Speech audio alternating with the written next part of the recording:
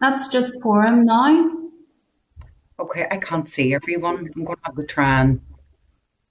So you have William, Jerry, Nicola, and Joanne have now joined the meeting, Okay, and it's automatically being broadcast now that we're in Spotlight.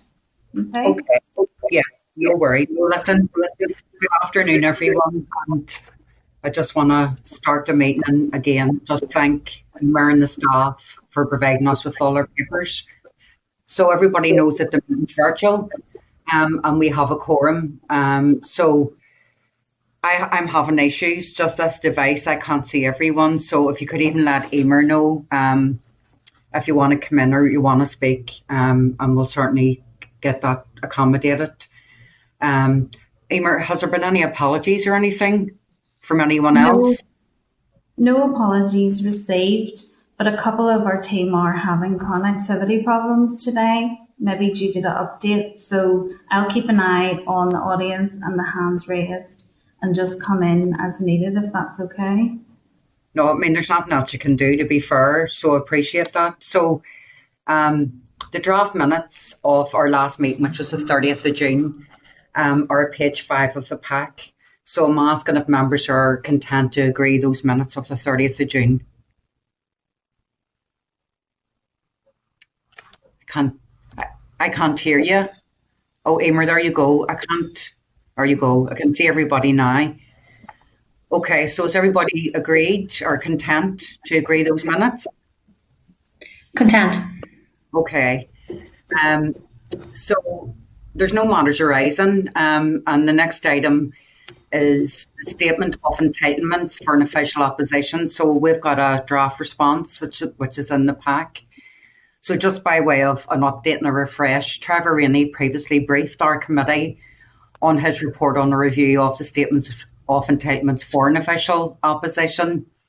The committee has been given the opportunity to respond to those report recommendations, which have particular procedural implications for us.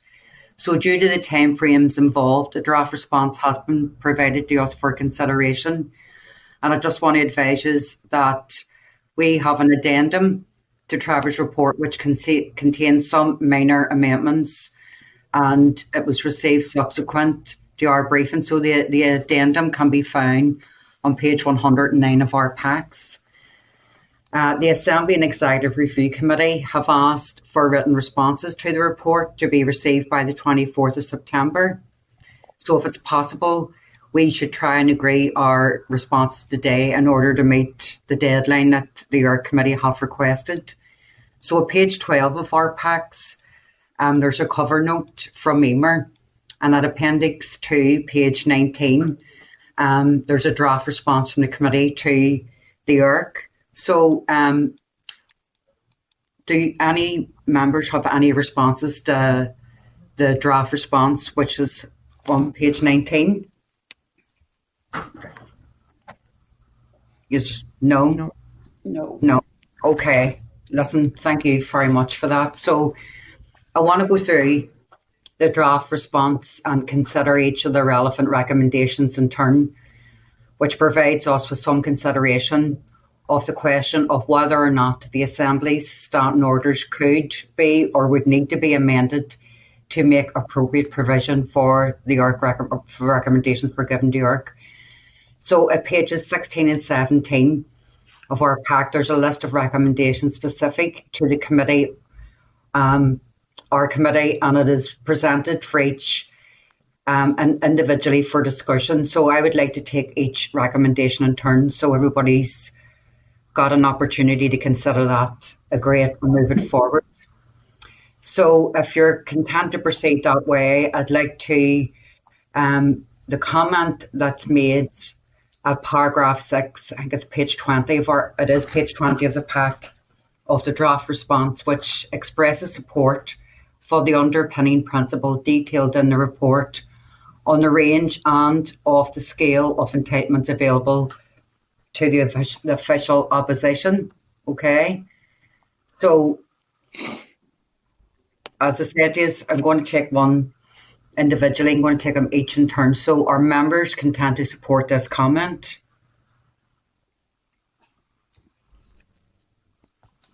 No response. Okay. Sorry, So Chairman, can I just be clear which comment you're referring to? So it's at paragraph 6, page 20 of the pack, Joanne. Yeah, I'm there. I'm just okay. So if I might come in, if you don't Yes, mind. Peter, go ahead. It's just a statement that has been drafted into this draft, Joanne, that says that the Committee on Procedures notes and supports this as an underpinning principle. So it's really just to check with members that you are content to both note and support that underpinning principle, which is the 2 lines in italics. Okay, Joanne? yeah, and I'm Okay. Okay. So Members, sorry? Jerry has his hand raised. Sorry, Carol. Okay. Sorry, Jerry, go ahead. Yeah, no problem, Chair. Just happy to support that statement. And can we get clarity, Chair? We're taking I know there's only 3 or 4 recommendations that will change standing orders. We're making a decision on whether to accept those or not today. Is that correct? Yeah, it is. Okay. That may change standing orders. We might need to, but that's what we need to do today to meet the ARC timeline, Jerry. So, well, as I said, so that one there, I'm assuming that everybody's content. So we'll bank that one and we'll move on to the next one. Just Jerry, you happy enough to move on? You're content to support that? Okay. So recommendation 4, page 21. It's in the same vein as the previous one. So I'm just asking for our members' content with the draft response outlined at paragraph 7 of page 21. Agreed? Okay. Agreed. Thank you. So recommendation 5 at page 21, are members content to agree with the draft response outlined at paragraph 8? Agreed? Okay. Thank you. Members, recommendation 6, page 22, outlined in paragraph 9, are members content to agree that also? Agreed? Okay, thank you. And recommendation 7 on page 22, outlined at paragraph 10, are members content to agree that as well? Great. Agreed. Okay. Recommendation 11 at pages 24 to 25. The draft response is outlined on pages 18 or paragraphs 18 to 20, and let me see.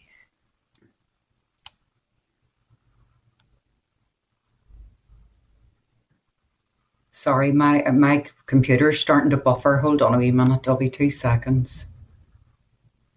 Sorry, and to ask, are you content to forward the amended update committee response to the ARC committee? Agreed. Okay. I mean, this may require further draft, and we can review it via correspondence, indeed under the temporary standing orders. So I just want to check in with members, are they content? Emer, is that correct? That's my understanding of what's been asked to do. The temporary standing order would only be needed should members want to make any further amends or additions that are not in this draft. Okay, so so members are content, it's not needed, and it can be agreed here. Okay, so, and then what I was going to, so that's fine, that's clear, Emer. And if members do feel, if they're not content, then they can simply send their amendments forward and can be considered at the next committee, and hopefully it'll be just before the deadline for the, in fact, it'll pass the deadline for the committee. It'll pass it. So if we could do that in advance, it would be much appreciated. So if there's anything that members want to amend, that's up to them. But if not, then are they content to agree? Let me see.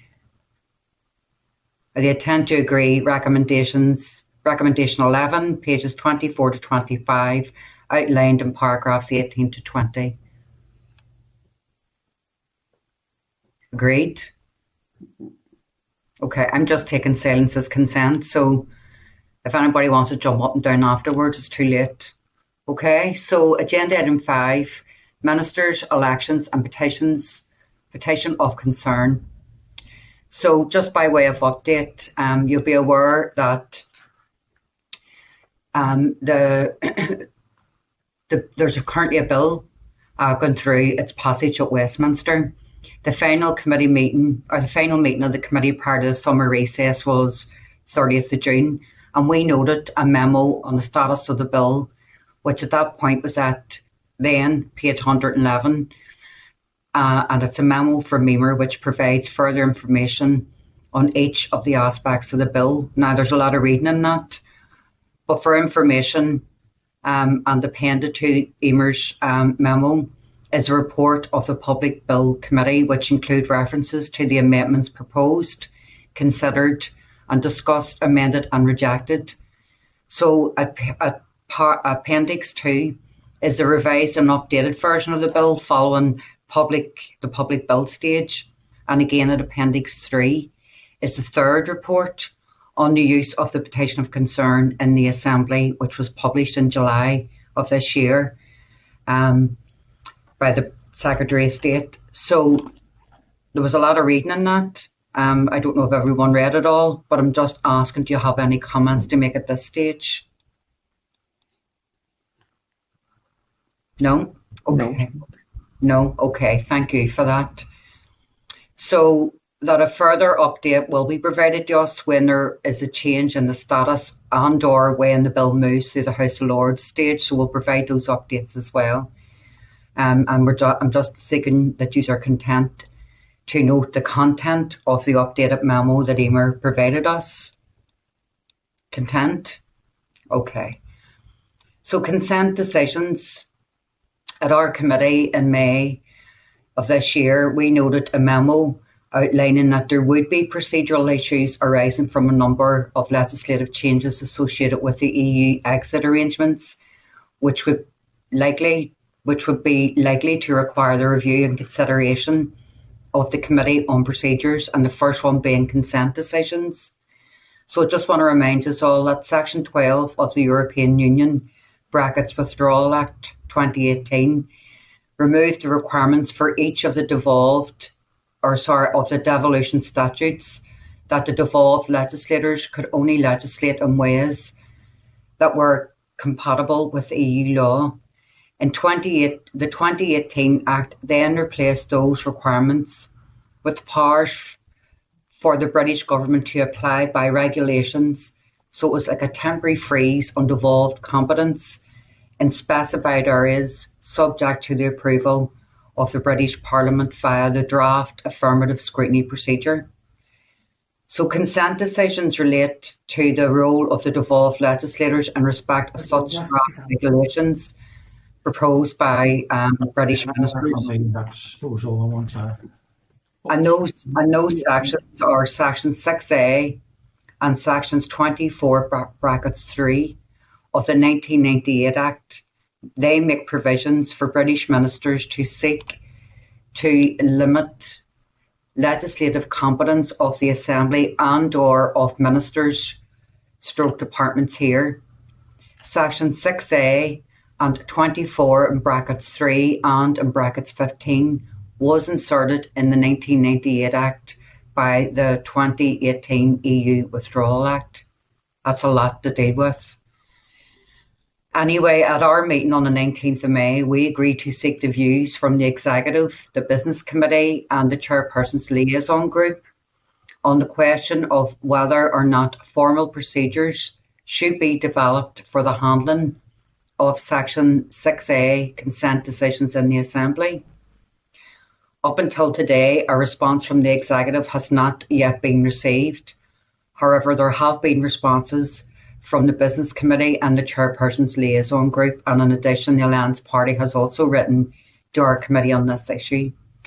So at page 161 is a cover note from Emer, which provides a background to the relevant issues and a summary of the responses received. None of those consulted who have responded have expressed a preference for making provision via a change or addition to standing orders at this stage.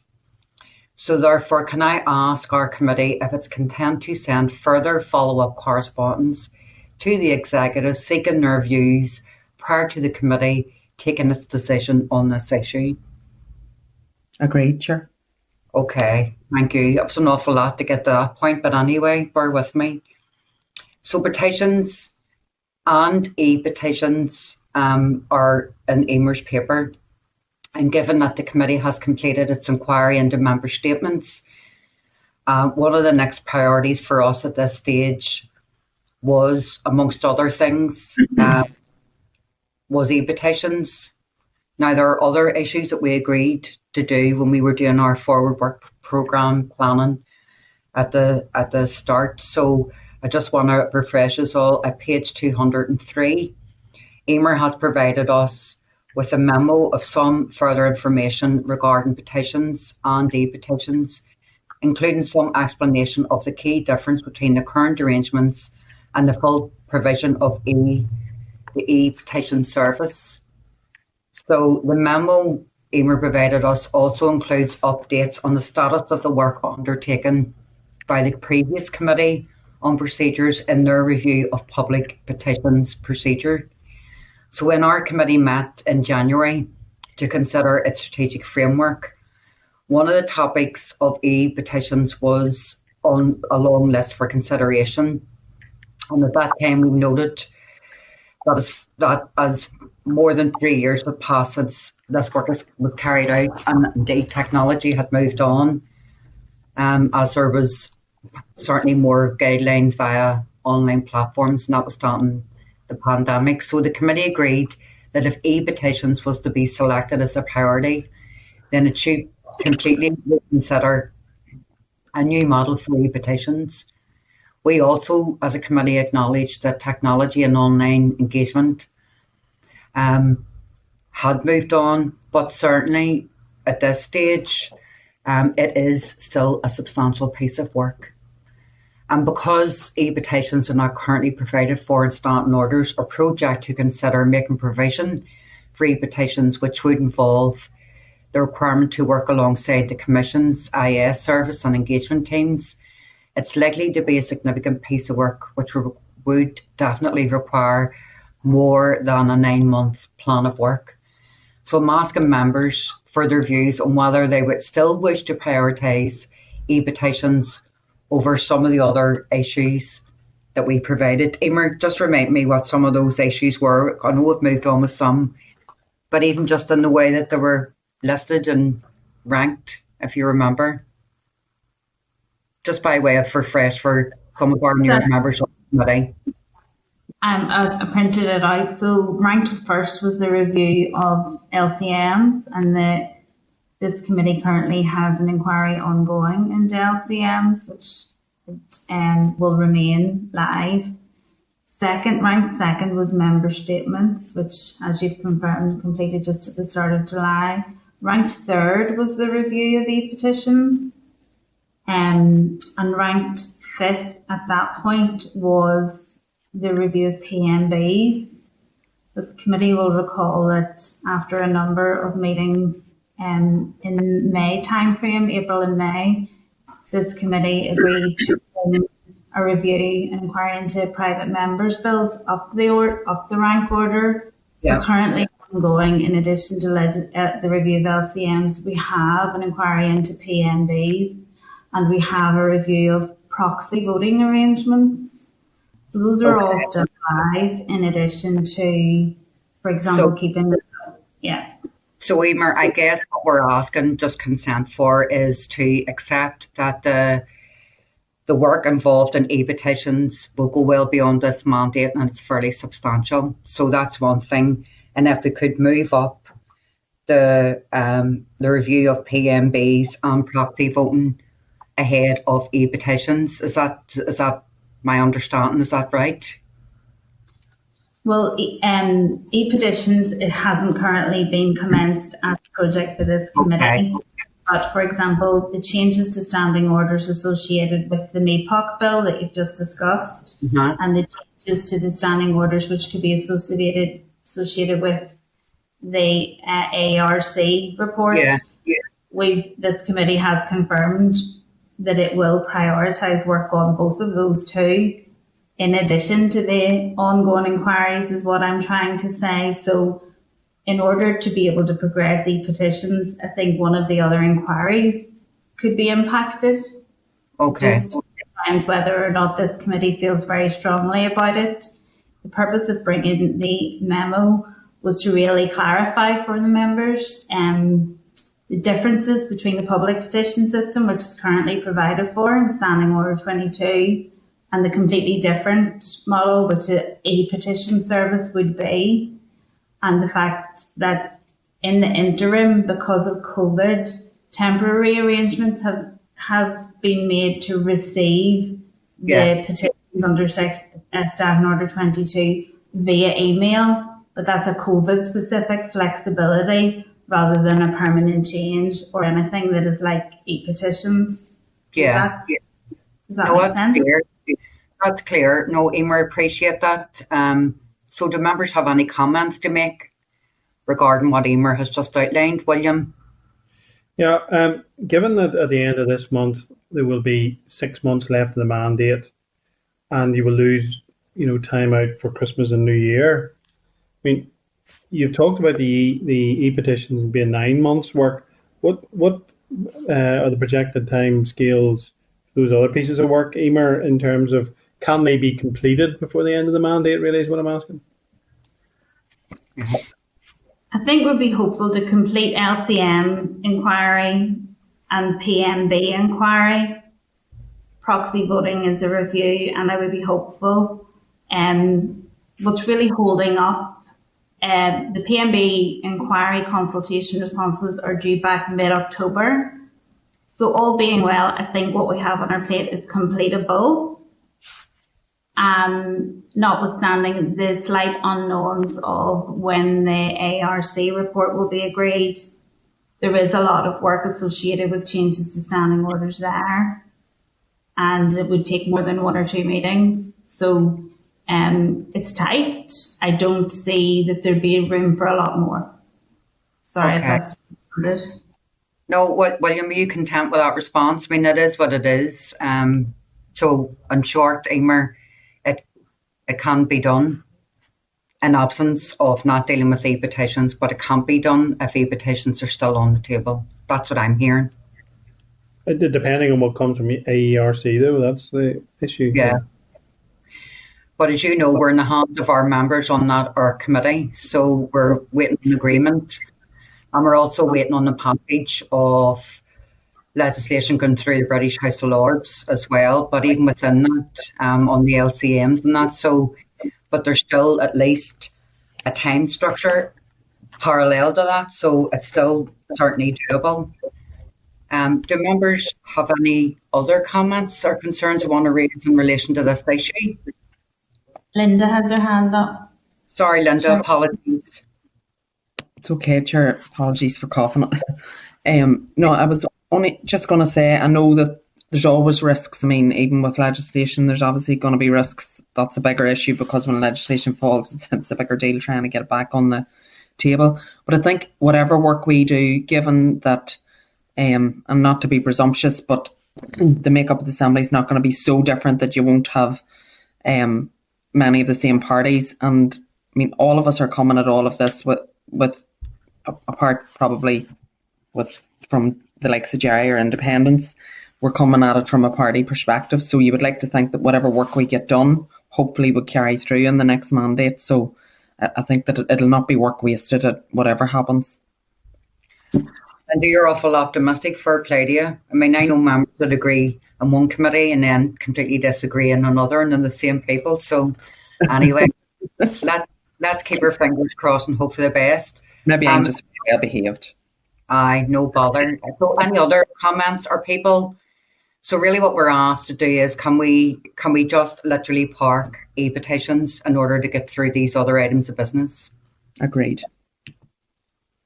Yeah, I think so. I mean, Chairman, when you look at that, I understand where Linda's coming from, and I know that there's precedent being established now. I think because some of the other stuff has been with regard to private members' bills and stuff is going to be able to be carried forward because of it's the same party. But when you look at this, I mean, this was stopped despite the fact there being a previous legacy report from this committee. The work stopped, and now because technology has moved so quickly that we're going to have to recommence the work from the start. Yeah. So I'd be concerned that we would spend this time, move into the new mandate and find the same parties, but technology could well have moved on again. Now, some of the principles may not, obviously, but we could move on again and we could just be back to a situation where the next procedures committee is like, start again. And I mean, I really don't want circumstances where we're constantly having to start again. Yeah. One of the short needs to be done. So I am with the recommendation. Okay, and I think even, Emer, although we're being a wee bit presumptuous, but even in terms of a legacy report from the committee, it should be one of the issues that receives, if not prominence, but certainly at the top of the list, because it's about, accessibility and democratic and transparency, and it is the way to go. So if that's accepted, we can come back at a later stage. So thank you, everybody, for your comments. Sorry, Rosemary has her hand up. Pardon me. Rosemary, really sorry, I didn't see you. Rosemary, go ahead. Okay, thank you.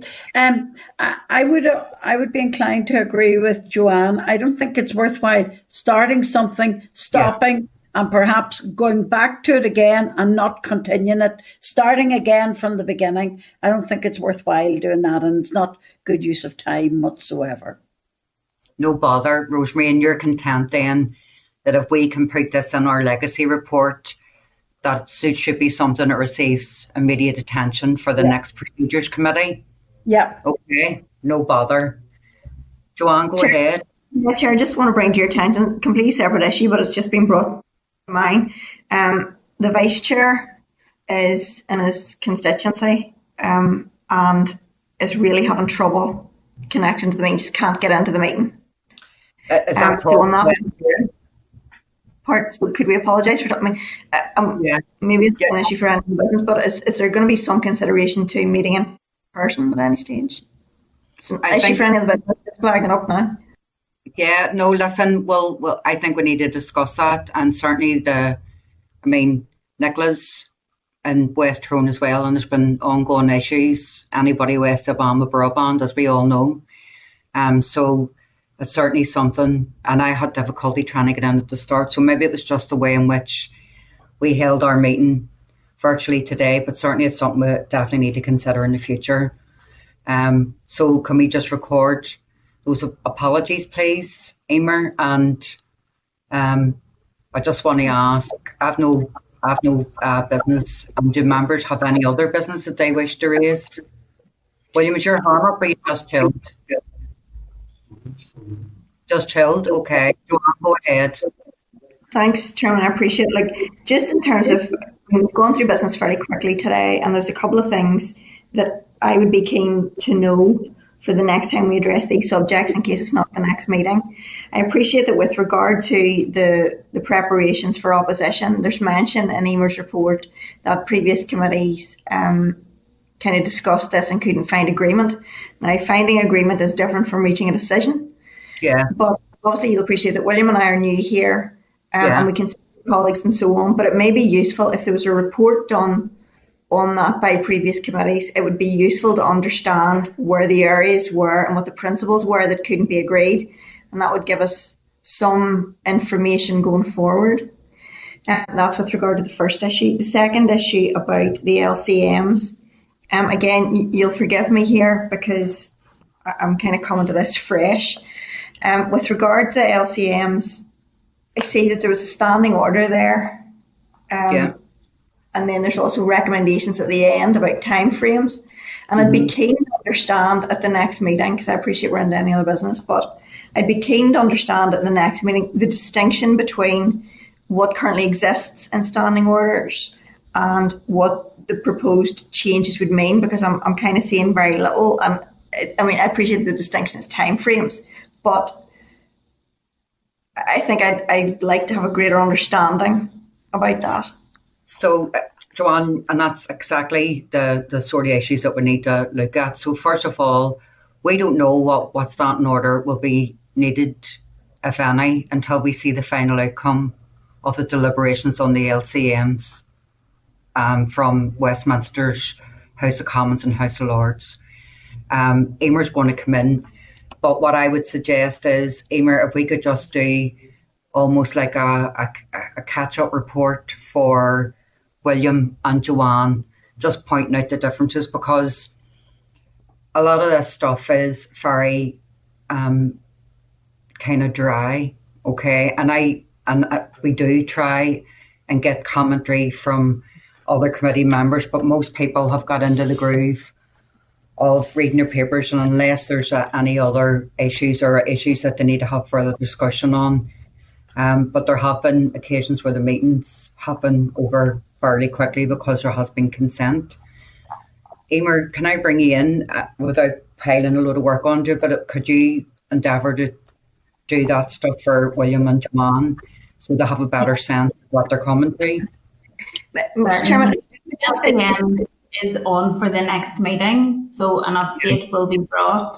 Yeah. If I can clarify, LCMs is a consent, is a decision, is a mechanism for providing consent for changes to primary legislation.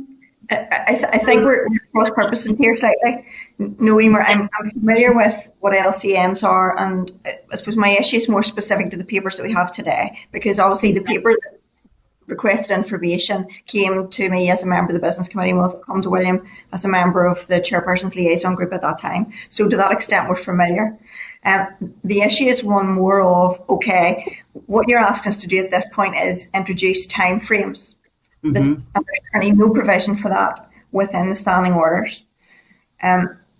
My query is around, I note that there's reference there to any other member can lay stuff within the timeframes if the Minister doesn't, and so on.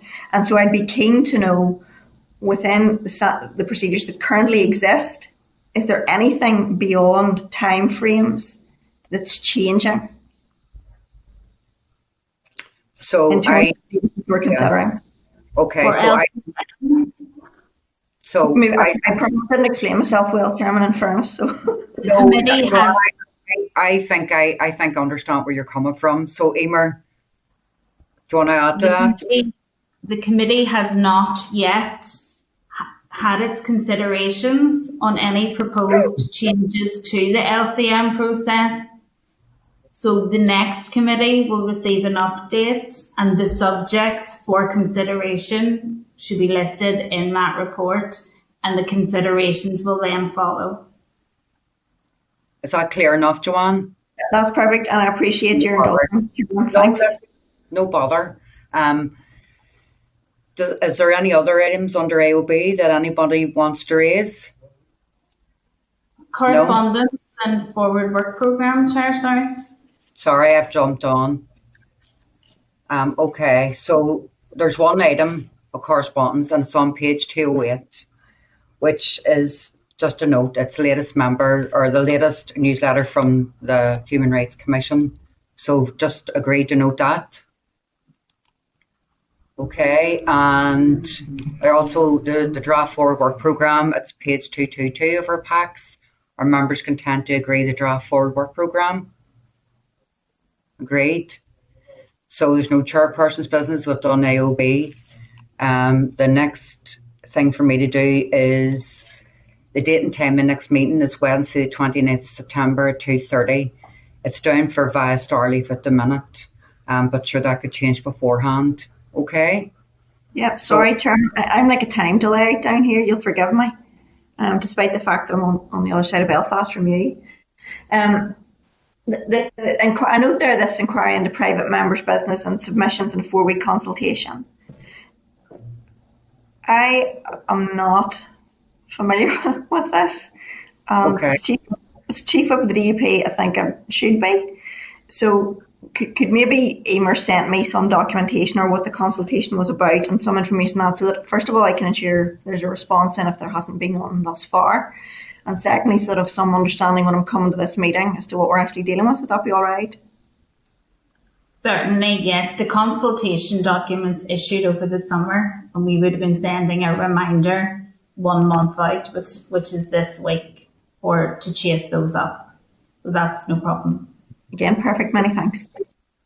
No bother. Joanne, I've been in your position where you have to go and get your members and shake the homework out of them. So absolutely. So listen, everybody, take care and stay safe, and I'll see you soon. All the best. Bye. Thank you.